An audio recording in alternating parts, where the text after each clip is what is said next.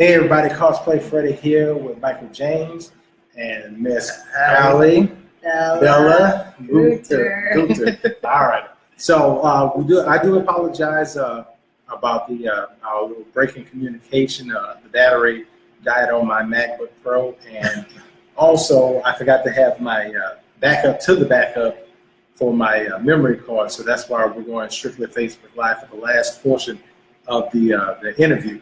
So. It was a lot of good information, so hopefully we get some more folks back on to come check us out.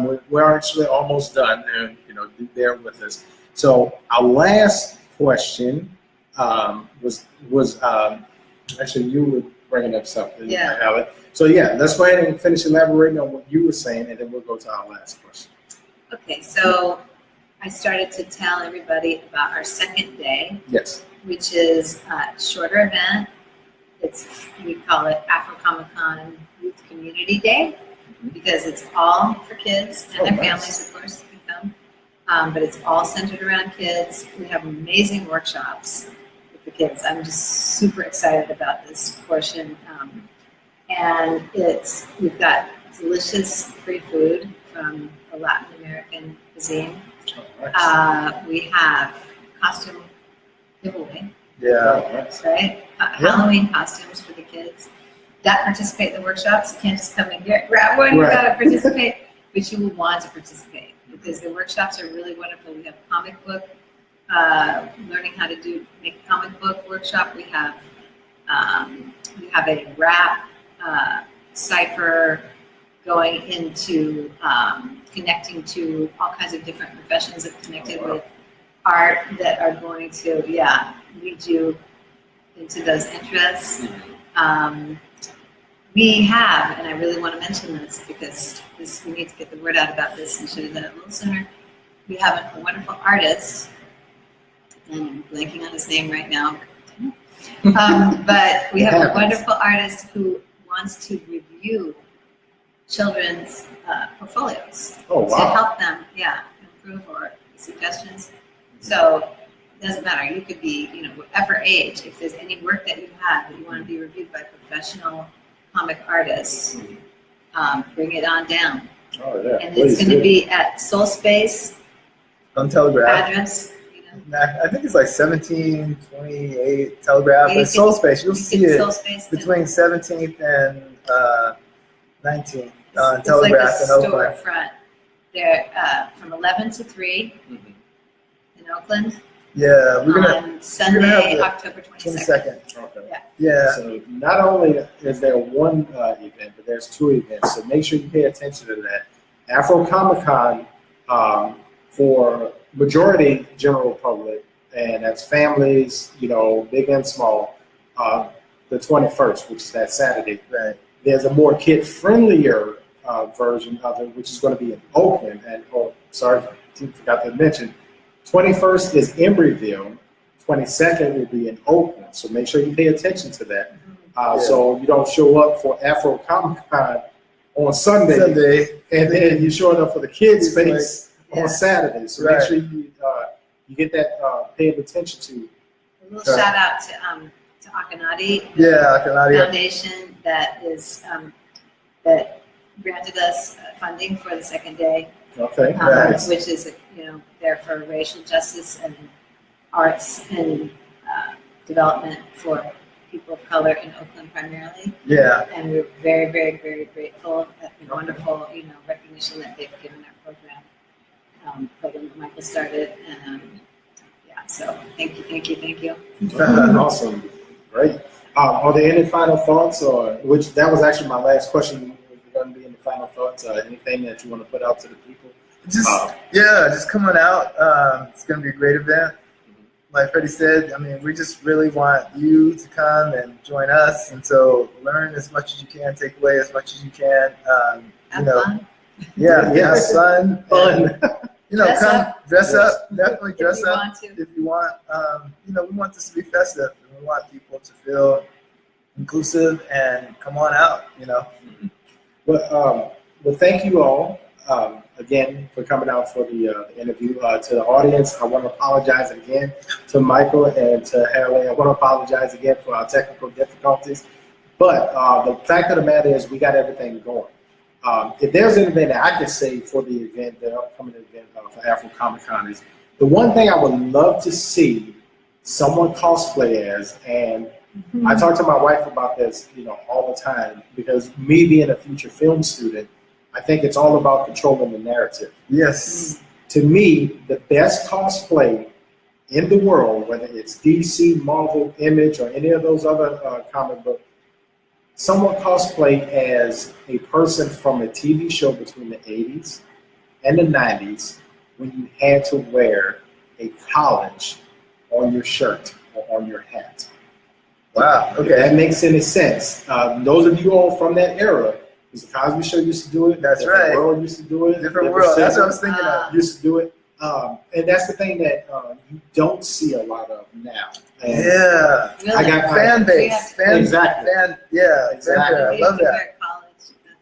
Yeah, so what it was Dr. Bill Cosby, Dr. William Cosby, aka Bill Cosby, was real adamant about education. Yes. And his thing was, he was one of the first few people, obviously once he got his show, that one person on the show, or many people, including himself, would wear a different college on their shirt. So granted, he went to HBU. HBU. Yeah. HBU. And sometimes they would do like Georgetown and stuff like that. But at the same time, because he went to the fictitious Hillman, which was a fictitious HBCU, which is a historical black college and university, characters on his shows would have to wear, that was part of the contract, he had to wear a college, they had to advertise a college. Because his thing was, since he was so much about education, and what a lot of people don't understand is, with Bill Cosby, every one of those 5 fictitious kids, all of them graduated with a degree. And that was his other thing. We don't know about Lisa Bonet, but she was the wild child. I don't want to say problem child, but she just had a different mentality. So she graduated from the School of Life. She has a degree in the School of Life because she was that one that I don't want to say favorite. Yeah, I don't want to say she gave him the most problems, but she was the most unique. But she did her fair share of wearing different colleges and stuff like that. But when she wasn't doing that, she always talked about when she went to her trip to Africa.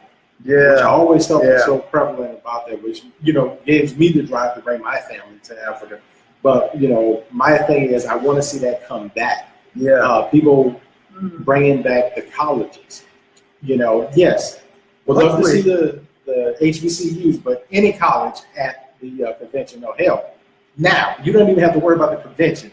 Yeah, represent a college. I like Blackish. It's coming out, and they're doing a spin-off show for that. So maybe that would be something that they continue at, with the show Blackish. But I've not watched Blackish. It's a great show. Yeah, Anthony Anderson, that whole cast is great. But it's kind of the new, Cosby show kind of thing. The mother is a doctor. Okay, good. Diana Ross's daughter. Yes, Tracy, yes. Oh, yeah. I would love to work with Tracy one day. I would love to work with Tracy. So, actually, let's go with a couple of little bonus questions, since we're here and we have everything up and running. I would hate to leave us on such great notes. So let's get to the point where we go from great to good, and then we'll cut it in from there. Sounds good? Sounds good. Okay, so with you doing the story, the Dusty program. Yeah. Okay. What do you consider your the best story to you as a child, teenager, or adulthood? What was the best story that you ever was told? Wow. Yeah, that's a tough question because growing up, like we talked about before, having Southern roots in Louisiana, we heard all kinds of stories, and there's just amazing stories. I mean, I'm still hearing stories to this day that still amaze me, but there's not one particular story that, stands out at this moment. Okay. But I know, Could be like a movie or something too. I mean, the movies, the narratives, it's just important. I just think just the idea of storytelling is just so great in itself. I don't care what the story is, because one thing that I recognize is that you don't really have to have all the bells and whistles to tell a good story. Right. It just has to be a good story. Mm-hmm. And there's not just one story that stands out for me, but multiple stories. So yeah, I can't really pinpoint that one story. Okay. What about with you, Howard? I mean, the first thing, I don't know, it just kept coming back into my head. So I don't know if this is really the right mode of story, but the story that I loved so much growing up was that I saw on TV, mostly on TV, was The Wizard of Oz. Okay. We're off to see the wizard and going on an adventure. I mean, a lot of the great stories in history are odysseys, Yes. and where you transform and you learn and you grow. So yeah, The Wizard of Oz, and the people all looked different. They weren't people, they were scarecrows and lions, and that could be an analogy for all kinds of, people or things that, and ultimately, finding out the man behind the curtain. There's just a lot there that symbolizes that, even though it was, let's see, Hollywood version or whatever, it's just a story. I never get sick of watching that movie. I love it. Yes. You made me think about, The Three Musketeers was an interesting story. I know when I found out that it was done by a show, or I forget the brother's name who wrote it, but I always wondered. It was a black man that wrote the Yes, and a lot of people don't know that. And it's on the tip of my tongue because the movie The Musketeer is like playing in my head now. Not Dante. Dante was one of the Musketeers. Yeah. It starts with an A. Yeah. But watch, I'm gonna be on the train and I'm gonna be like, yeah, there it is. Of course. Right. Yeah. But the idea that he wrote the story, and then then it was always depicted as these three white characters who were the Musketeers, and I was like, well, I wonder if he had that in mind. And I was like, nah, I think he was thinking about himself, a part of that. And so I think again, there's just so many great stories that need to be told and that are out there. Right. But if you change the narrative a little bit and take ownership in it, it could be the same story but with a different twist on it. So okay, that's true. Mine was always funny enough was Stand By Me, which I didn't find out until decades later that was actually written by Stephen King. Oh wow! And whatnot. But funny enough, it was because of the whole fact of going on an odyssey. Right. Those are always the best stories. When you're going on an adventure. And friends of mine, it was myself, Damien, Johan, Roy, Augie, and it was another guy. And we were talking about, after watching this movie, we was going to go on that epic adventure. Oh wow! And then we realized no one camps in New Orleans. No one goes on adventures unless you're going to the French Quarter. When you're too young to get around, times were a whole hell of a lot different than they were at Castle Rock in the movie. Yeah. And then it just became, our adventure went from our houses to around the corner. Then it was from around the corner to the train tracks, which as kids we were never allowed to go to the train tracks, the train trestles, because of the fact that obviously, you get hit by a train. And then there was this club, and I'm about to plug this club that's no longer with us, called Club Rumors. And the reason why I'm plugging this club is, and what makes more sense with why my folks never wanted us around the train tracks, is because every night that club was open, someone would pass away, someone would die at Club Rumors. Wow. So the rumor was you could possibly live the next day, which I know it's not funny, but at the same time, now it makes more sense why we were never allowed to go to the train tracks. Yeah. And because that club sat right on the corner, and the train trestles were right here, and the club sat right there. So part of the parking lot of the club was parking for the trains, for the guys that worked at the railroad. Oh, okay. But every single time it was Did you get shot? It was shot or some drunk, hit by a train. Yeah, so it was always kind of crazy stuff that would happen. But minus that, it's still on a good note. We just brought the mood down tremendously. I guess you should probably write that. I mean, that's a great story. It doesn't have to be as long, but it's kind of like Friday, that took place right on the front porch. Day, And one day, and that club scene, yeah, that could be something. Yeah, and it was all kind of different characters that, we used to hear about. And one of our guys from my school, St. Augustine, we found out later had died from exiting Club Rumors, but it was called Club Shuttle, and he had just graduated. He was 18 years old, and he went out there for his graduation and got killed. Yeah, so I was like, oh man. Every time I go home, I always see that place, and he's the first person I think about. Like every time I pass that place going into the lower night.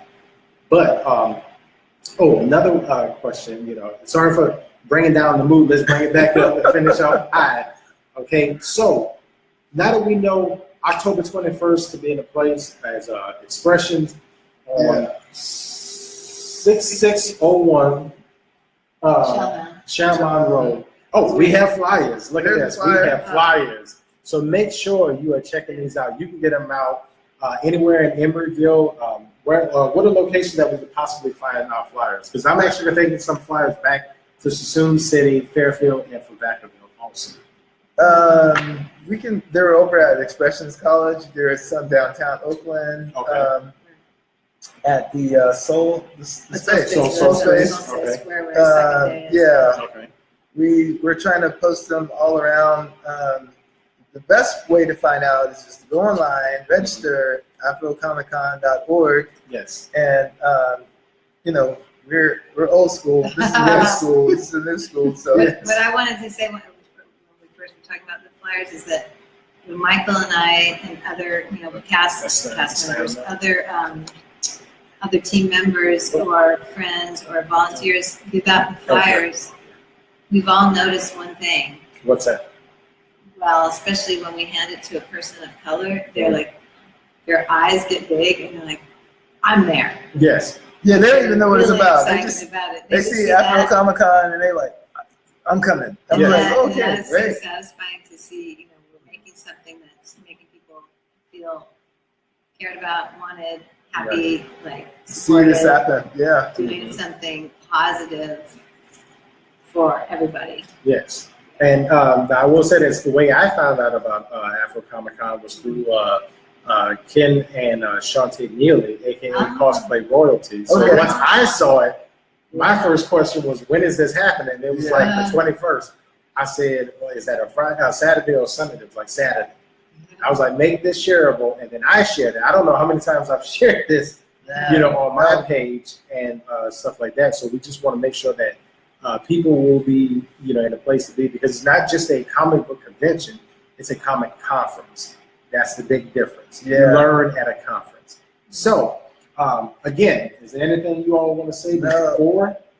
Thank you. Just coming out. Thank you. Thank you for the interview. Yeah. No worries. Thank you. Appreciate you. No worries. Great. Yeah, thanks. This is great. It's great. We'll see you there. Yes. See you there. On the 21st at Expressions in Emeryville. The 22nd is kid friendly. The day after in Oakland at Soul Space, which is totally free.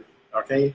Just come by and support. We just really want you to support us, and let's make this a movement, like you said, and make this happen, and keep it moving. Yes. All right, everybody. I want to thank my lovely guests, Mr. Michael James and Miss Hallie Delaguta. All right. This is Cosplay Freddy, and I'm hoping to see you all on the 21st of October. From 10 to 7, correct? No, for from 10 to 5. 10 to 5. Or actually 6, because we have a costume contest from all right, 6. From 10 to 6. Yeah. And then 7 to 11. And 7 to 11 for the after party. At the same spot. Yeah, same place. All same You guys are going to love this space. Food, too. We have Nigerian food. Oh, It's nice. fantastic. Okay, so if you've never had Nigerian food before, aka fufu, which is so good, it can be spicy at times, depending on who makes it. True. By all means, make sure you bring yourself. Kemi's making it. Oh, Kemi's making it? Okay, Yeah. awesome. So, I have a good authority that it's fantastic. okay, awesome. So there you go. Ugochi's serving my good friend Ugochi. Shout out to Ugochi. So we want to thank everybody for watching, my fans. Hopefully you all can forgive me for the technical difficulties. This is Michael James. This is Hallie Delaguta. we'll get you. Say Halle Bella. Yeah, Halle Bella. This is Halle Easy, Bella. Halle Bella. Yeah, so make sure you all there. The October 21st from 10 to 6. Be there for the costume contest, and 7 to 11 for the after party. And then the next day, hopefully you all are not too tired and partied out to come to the Soul Space kids party and things that, so that way your kids can participate, because there's nothing worse than your kids saying, how come mom and daddy get to dress up? Yeah. I'm sitting up here looking like Simba from the Lion King. I want something for me. And you can get a free Halloween costume at the kids conference. Gotta register though. Register. Yeah, have to register. There's nothing in life that's for free. Exactly. You have to work for everything. Well, All right. All right. So everybody, thank you all for watching for part 1 and part 2. Yeah, don't I can't she's sitting up here about to hurt her finger. This All right. is not meant in a bad way. Hey, everybody, this is Cosplay Freddy, aka Freddie Lee Jones III. Thank you all for the interview of the POCs, Mike James and Halle Bella, for Afro Comic Con this October 21st. Be there or be square. I know that sounds cliche, but this is Cosplay Freddy here. Cosplay Freddy out. All right.